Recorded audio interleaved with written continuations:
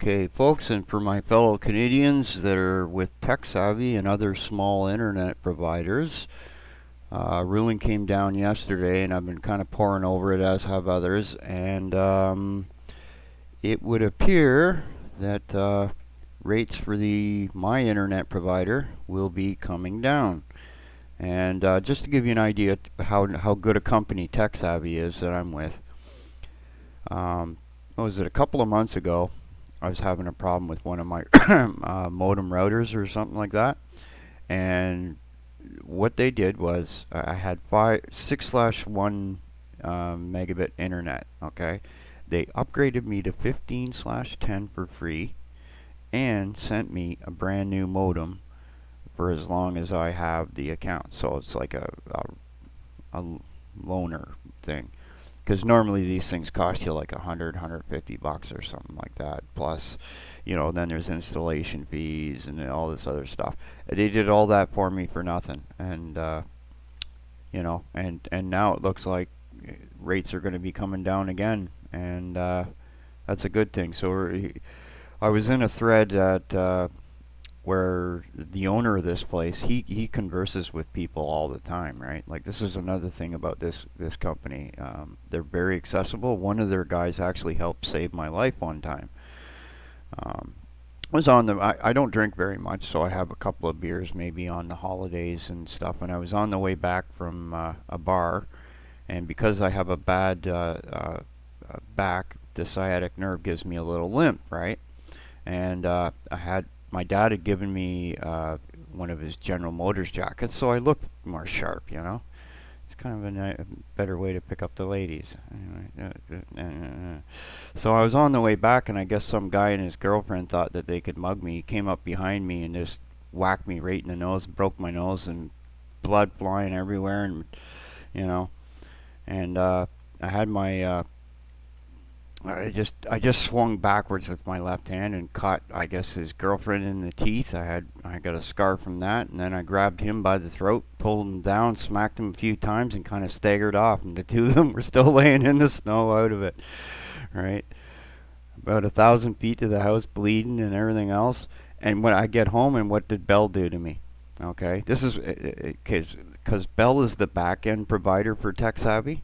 I had paid them what was it, 2 months ahead of time, and I had paid for, my dad was ill and temporarily moved in with me, and I had paid for him to get the PVRs, right, so that he could watch his hockey games. And then all that was done with. I gave all that, like that PVR back, got a receipt, and then that's when Bell started going, no, no, no, no, we don't have any receipt for that. So I posted that online for them, and it was just a whole bunch of, then they just canceled my account, and they forgot, I guess, to screw my internet off. Okay, so I had no phone to call a doctor or an ambulance, bleeding like 90. Okay, I mean, I guess at one point I must have passed out or something, because I don't remember emailing TechSavvy and asking them to get a ambulance to me, because I wake up and I'm in a pool of blood, and here's, you know,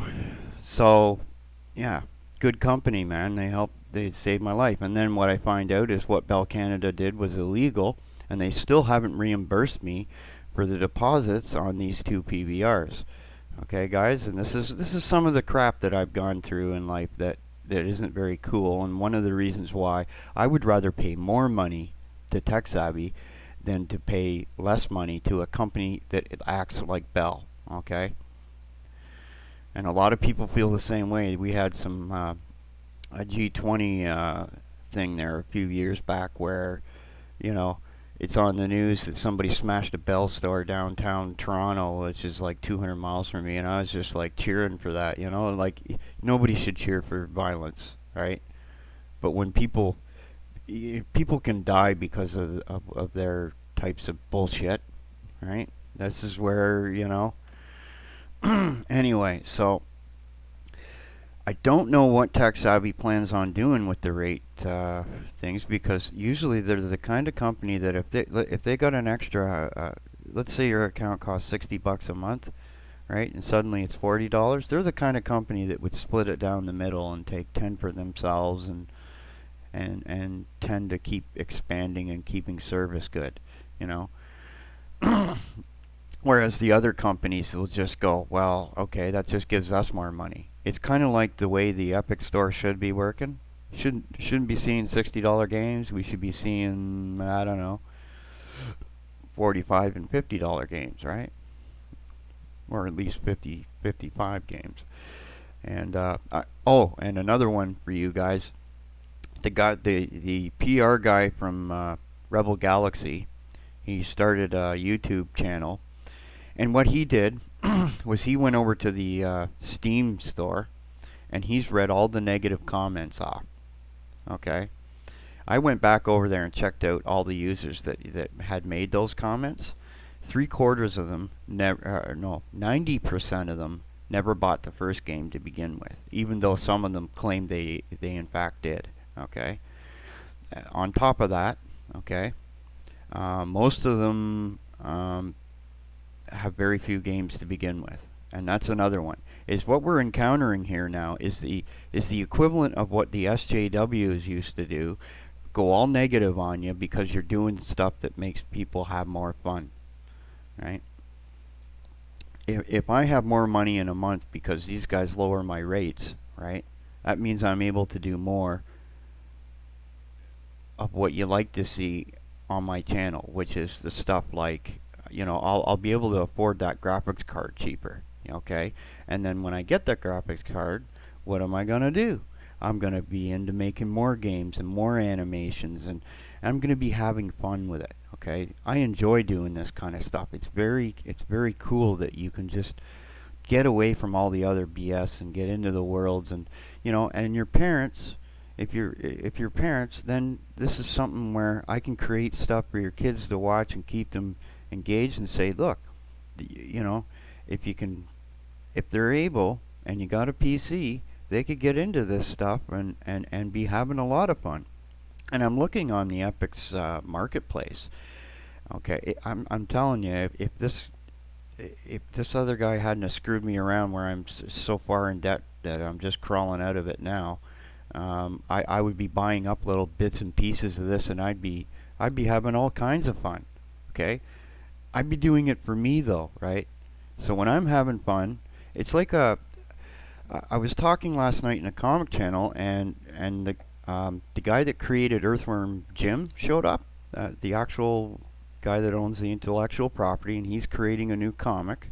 And I'll do a bit on him too, because I asked him if I could put his trailer, on my channel. He said, "Yeah, go ahead, and if you want to have me on, let me know." And I was like, "Whoa, that's kind of cool," because I remember playing his video game back in the 90s. Okay, when we were all in college, we were all trying to goof around and do stupid shit and playing GTA and different Age of Empires and all these games, and they didn't have rules about you installing software at that time. So we were putting things on the computers for people to, when they were done their schoolwork, we would go and do this, and that's why we never got in much of the trouble, really, eh?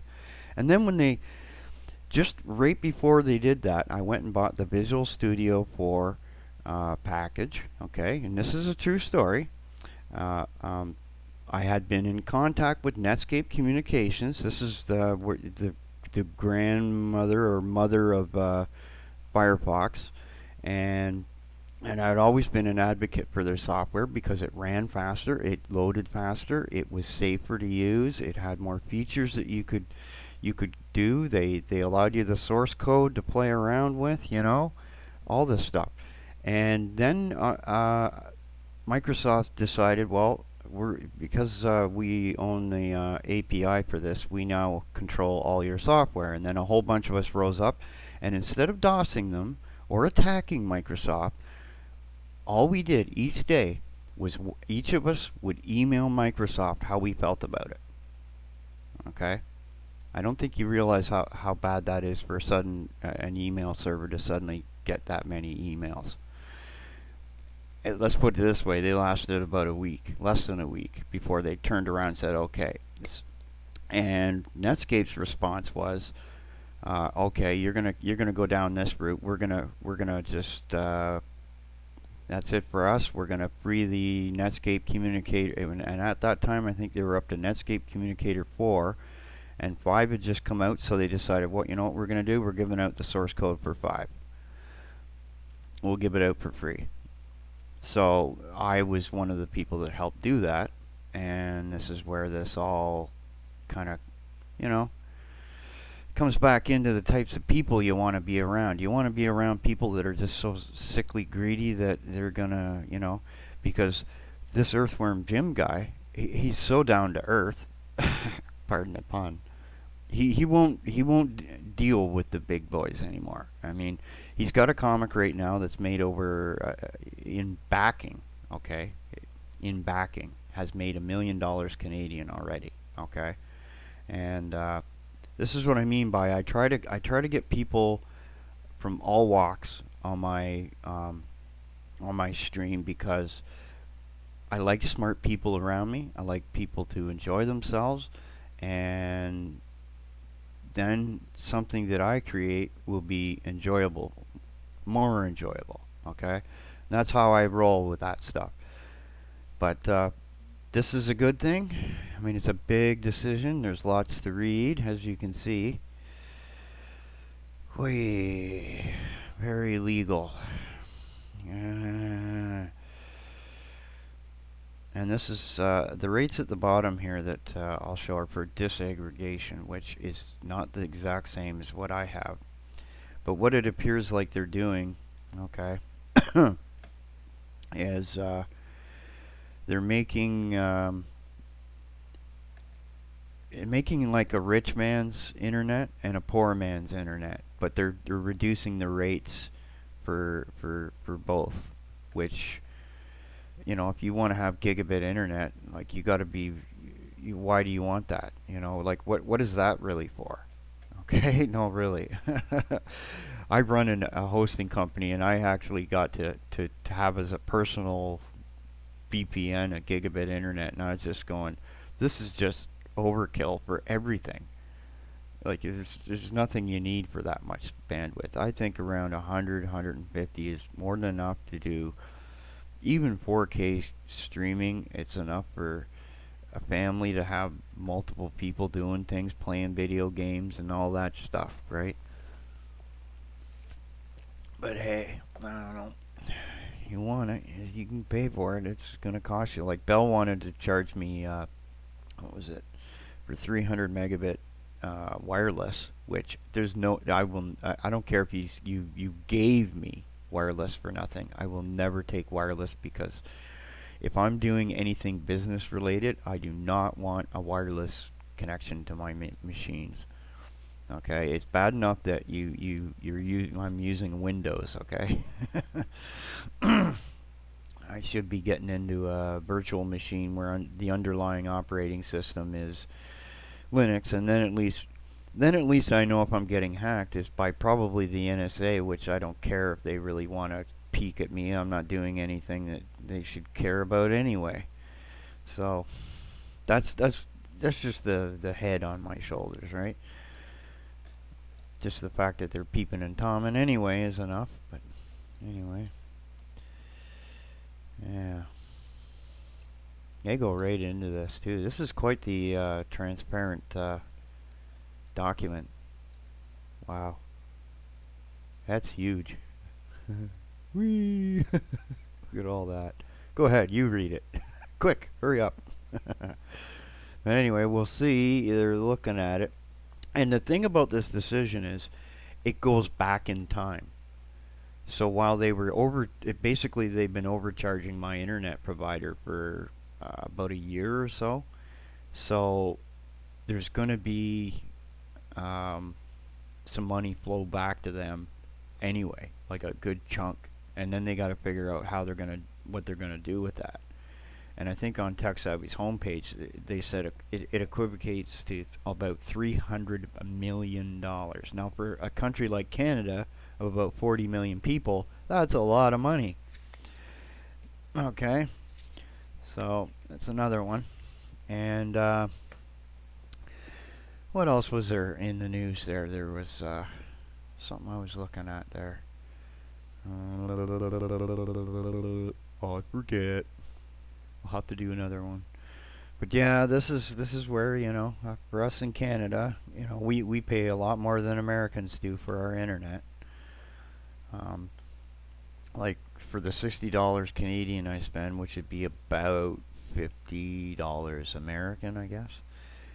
It's what are you getting? What do you put in the comments for what you pay for your internet in the states? Like you don't have to tell me where you are in the states. Just say how much you pay, and we can compare this because uh, normally most people are getting a lot less speed than I am, right?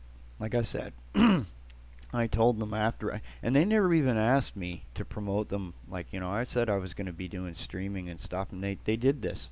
They just said, "Oh, you've been with us for 12 years." I says, "Yeah, and I'll probably die with you guys because, you saved my life."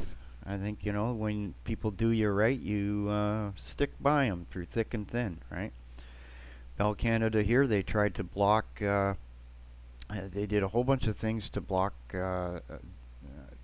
they called it traffic shaping. At certain times of the day, we were getting 40 kilobytes a second. Okay, it was just sick. And then TechSavvy came up with a way to get around it, and that's why a lot of us ended up here. This is it's one of those things where it's a Canadian-owned company by a Canadian, and usually they hire their tech support staff in Canada. They may have times when they get really busy at certain times of the year where they'll offshore it, but that's to make sure that you're not sitting there on the phone for an hour and a half, which has happened. Um, let's see. Anything else? Oh, I haven't played a game today. Maybe I gotta find something I can just get into for the day. Sundays are usually a slow day, but just been poring over this, looking at it, and it'll be something that very few of the other guys will be covering because they're Americans and they don't care.